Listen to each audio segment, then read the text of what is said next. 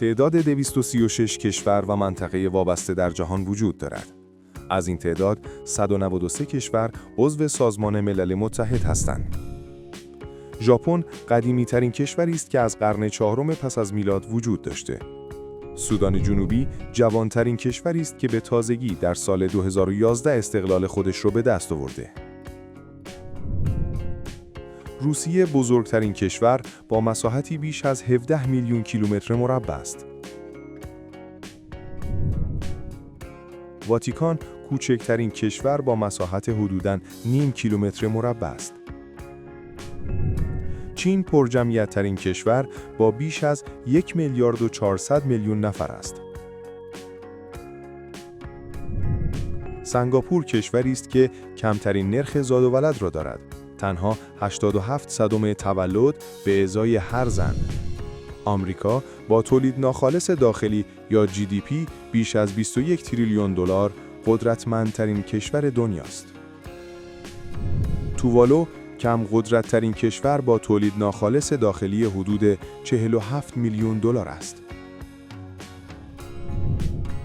لوکزامبورگ مرفه ترین کشور با تولید ناخالص داخلی سرانه یا GDP پر کپیتا با رقم بیش از 115,000 دلار است. بوروندی کم رفاه ترین کشور با تولید ناخالص داخلی سرانه تنها حدود 783 دلار آمریکاست.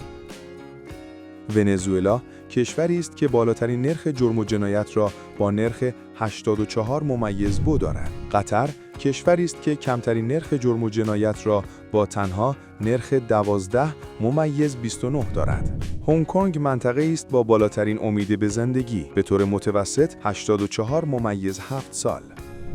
آفریقای مرکزی کشوری است با کمترین امید به زندگی به طور متوسط تنها حدود 52/8 سال. فنلاند کشوری است که بالاترین امتیاز شادی را با نرخ 7/89 دارد.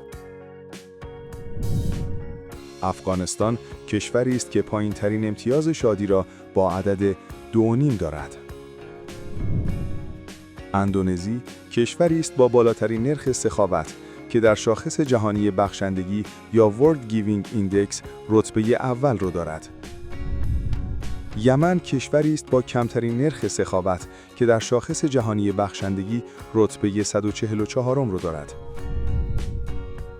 ترکمنستان آرامترین کشور با تنها 10% سطح استرس است.